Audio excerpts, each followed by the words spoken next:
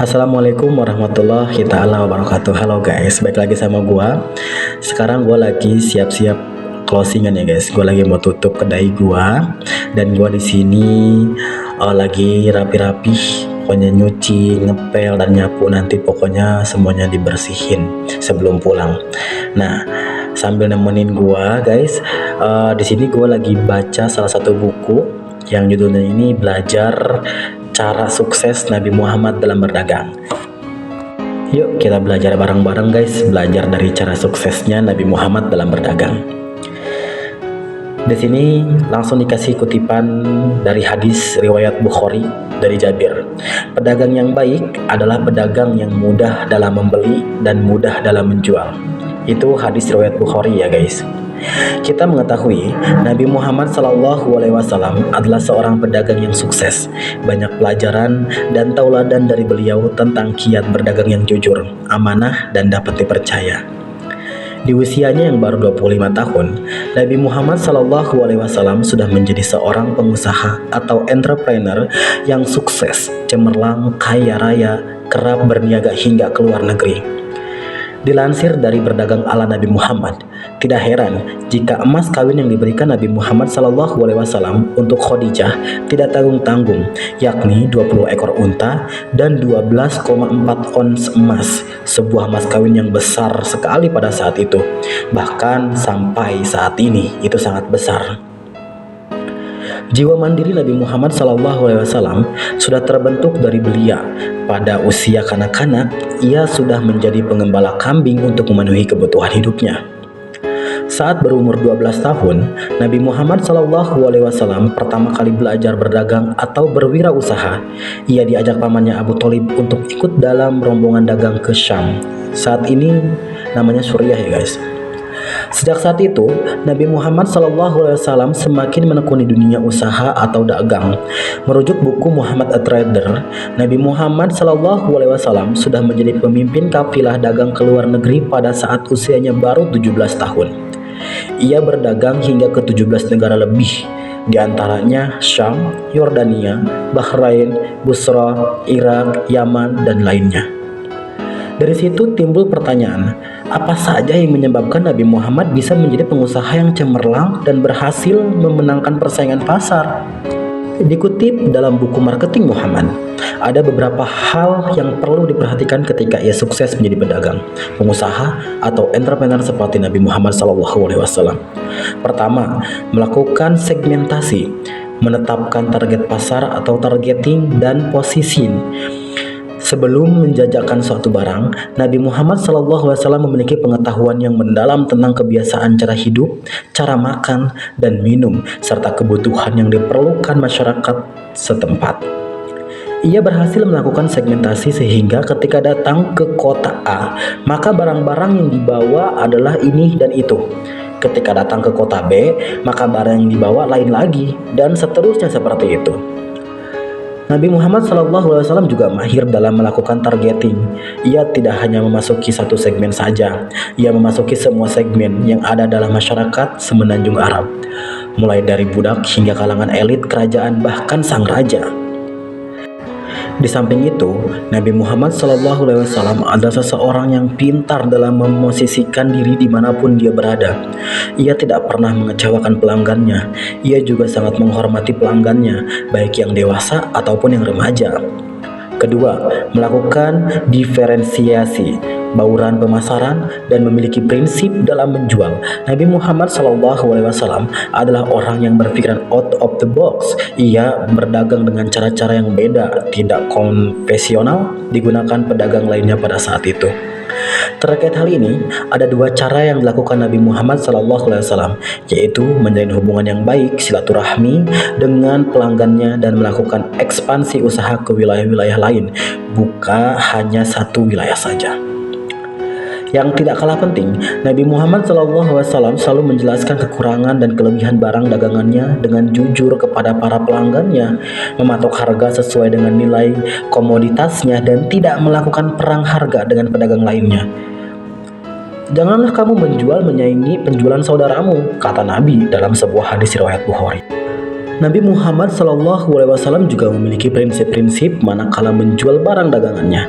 Di antaranya adalah tidak menipu dalam mendeskripsikan barang dagangannya, tidak bersumpah yang berlebihan, jujur dalam timbangan dan takaran, serta tidak memonopoli komunitas.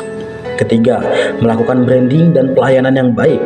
Nabi Muhammad SAW dikenal sebagai masyarakat Arab sebagai pribadi yang jujur dan bisa dipercaya sehingga ia mendapatkan julukan Al-Amin. Personal branding ini tidak dapat secara singkat dan ujug-ujug, melainkan dalam waktu yang lama. Karena memiliki brand dapat dipercaya, banyak investor yang berinvestasi kepada Nabi Muhammad SAW. Maka tidak heran jika Nabi Muhammad SAW kerap kali berdagang tanpa modal sepeser pun, alias menjualkan barang dagangan orang lain dengan imbalan bagi hasil. Hal itulah yang menghantar Nabi Muhammad SAW menjadi seorang pengusaha atau pedagang yang jujur, profesional, dan disegani siapapun. Nabi Muhammad SAW juga memberikan pelayanan yang terbaik kepada para pelanggannya. Ia sangat ramah dan menghormati pelanggannya. Bahkan, ia mendahulukan kepentingan pelanggannya atas dirinya sendiri. Soal ini ada sebuah cerita menarik. Suatu ketika, Abdullah bin Abdullah Hamzah membeli suatu barang dari Nabi Muhammad SAW dan ia berjanji akan menemui Nabi di suatu tempat karena ada urusan tertentu. Naasnya, Abdullah lupa kalau punya janji dengan Nabi Muhammad. 3 hari setelahnya, dia baru ingat dan langsung ke tempat tersebut untuk menemui Nabi Muhammad SAW. Ia terbelalak karena Nabi Muhammad SAW masih ada di tempat itu. Keempat, jujur, ikhlas, dan profesional. Dalam berdagang, Rasulullah mengedepankan sikap jujur, ikhlas, dan profesional. Maksudnya tidak pernah membohongi pelanggannya dan ikhlas menjalankan usahanya. Meski demikian, Rasulullah adalah seorang yang profesional. Ia selalu mencari cara yang beda dan baru dalam menjual barang dagangannya. Jadi guys, itulah di antara kiat atau cara berdagang ala Rasulullah SAW. Banyak pelajaran yang bisa diterapkan bila kita ingin meraih kesuksesan dalam berbisnis dan berkah. Jadi guys, banyak banget pelajaran yang kita dapetin dari kisah Nabi Muhammad SAW saat ia berjualan waktu itu.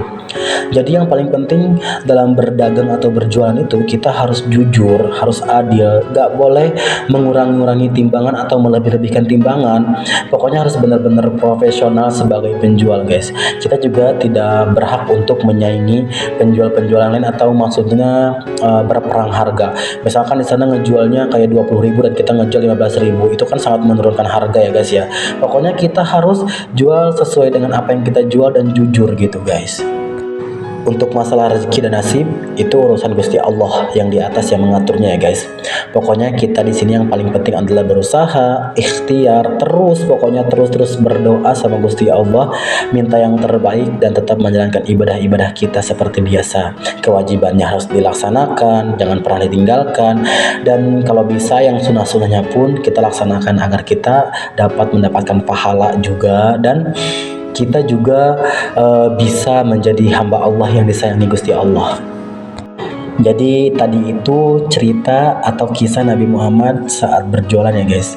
Jujur gue juga baca dan kita sama-sama belajar aja guys. Mudah-mudahan ya sedikit banyaknya bermanfaat. Siapa tahu suatu saat nanti kita akan memulai bisnis dan menjadi pembisnis yang besar, atau mungkin kita punya banyak usaha. Jadi kita harus belajar dan mengenal cara berjualan itu dari kisahnya Nabi Muhammad. Agar apa sih? Agar kita bisa menjadi pedagang yang jujur, amanah. Pokoknya kita bisa menjadi pedagang yang luar biasa. Karena dengan cara seperti itu Nabi Muhammad pun bisa sukses. Kenapa enggak? Kita juga pasti bisa seperti itu. Kayak gitu guys. Nah, jadi singkat cerita guys ya, sekarang tuh gue udah mulai ngepel kayak gini tuh kan guys, kalian lihat kan. Jadi gue ini sebenarnya ini kalau videonya enggak dipercepat kayak gini pasti lama banget ya guys, karena emang banyak yang harus dikerjain, kayak ngepel itu dari depan ke belakang, terus nyapu juga sama dari depan ke belakang, dan belum lagi ngelap-ngelap yang lain dan mempersiapkan yang lain juga gitu guys. Jadi banyak banget, tapi di sini gue berusaha menjadi pekerja yang ikhlas, gue berusaha semangat selalu gitu ya kan. Dengan cara seperti itu kita nggak terbebani dalam bekerja gitu guys. Pokoknya kita harus tetap semangat dalam bekerja, karena hanya dengan cara ini kita bekerja dengan keringat kita akan mendapatkan rezeki yang halal. Karena rezeki itu kan nggak tiba-tiba datang gitu aja ya guys ya. Pokoknya rezeki itu nggak tiba-tiba muncul kita lagi tidur gitu kan guys ya. Kayaknya kalau misalnya kayak gitu banyak banget deh orang yang cuma mimpi aja terus tiba-tiba langsung terwujud gitu banyak uang pas bangun tidur gitu. Kayaknya banyak orang yang bakal malas nantinya kan kayak gitu. Makanya buat kita semua sebagai para pejuang ya kita harus berjuang. Namanya pejuang ya harus berjuang gitu. Berjuang dengan cara yang baik dan halal gitu guys. BTW guys, gua ini jaga kedai bakso aci ya guys ya. Ini bakso aci, gua jaganya itu di daerah Bandung. Jadi buat kalian yang emang tinggal di Bandung boleh mampir ke sini guys. Cari aja bakso aci gua, judulnya Bacidut ya guys. Bakso acinya namanya Bacidut kayak gitu. Dan jangan salah paham guys, ini bukan tempat usaha gue, maksudnya ini bukan punya gue, tapi ini tuh punya orang lain gitu guys. Jadi gue tuh di sini cuma sebagai penjaganya aja gitu. Gue yang jaga, gue yang layanin pembeli semuanya. Pokoknya gue di sini emang jaga sendiri juga. Jadi semuanya serba gue kerjain sendiri. Kalau ada yang beli ya gue yang layanin, terus bersih juga gue, nyuci piring juga gue, pokoknya semuanya gue. Jadi ya gue mencintai pekerjaan ini semaksimal mungkin, karena kalau misalnya bukan gue yang jaga siapa lagi gitu, karena di sini kan gue sendiri kayak gitu. Jadi pokoknya kita semua harus semangat dalam bekerja, kita harus ikhlas dalam bekerja, biar apa, biar hasilnya juga sangat memuaskan untuk kita kayak gitu guys. Jangan lupa bersyukur setiap harinya guys. Pokoknya apapun yang kita dapatkan di hari ini itu adalah rezeki yang sangat luar biasa dari Gusti Allah. Pokoknya jangan pernah mengeluh ya guys. Dan ini juga gue bawa bekal guys dari tempat kerja. Maksudnya gue masak dulu di tempat kerja, terus gue bawa ke kosan, karena gue di kosan kan gak sempat masak lagi ya. Ini juga bekalnya ya nggak aneh-aneh sih guys. Gue cuma kayak masak mie, terus gue masak lah, gue kayak dikasih bumbu gitu masakannya, terus gue bawa pulang deh kayak gitu. Nah di sini juga gue lagi kayak prepare juga nih, gue lagi prepare keuangan ya guys. Jadi di sini gue ngecek lagi data-data pembeli, takutnya ada yang salah gitu. Kan gue pengen kayak Nabi Muhammad, pengen yang jujur dan amanah gitu. Jadi gue juga harus bisa amanah dan jujur ke bosnya gue kayak gitu guys. Biar apa? Biar gue kepake lagi. Jadi kalau misalkan guanya baik kan, terus guanya juga jujur, terus guanya juga berusaha melayani pelanggan-pelanggan dengan baik, menjaga tempatnya juga dengan baik, pasti gue akan kepake kan guys gitu kan. Namanya kita membutuhkan pekerjaan ya guys, karena kan zaman sekarang ini pekerjaan itu sangat susah. Jadi lebih baik kita ya nikmatin aja pekerjaan yang ada gitu guys. Dan akhirnya ini gue udah selesai guys ya, gue mau siap-siap buat pulang juga gitu guys. Pokoknya semangat selalu, kita waktunya pulang. Nah pokoknya kita harus sekarang, ini kan ada lampu guys, lampu yang ini kita matiin, lampu yang sebelah sini juga kita matiin. Jadi yang kita hanya itu aja. Jadi oke, jangan lupa juga kita kudu ngunci ini pintu guys. Ini kunci pintu dulu aja. Sudah. Terus oke, lampunya itu dia kita hitung ya, 1, 2, 3. Nah gitu guys. Jadi nyalakan. Udah gelap gulita guys sekarang. Dadah, bye bye, see you.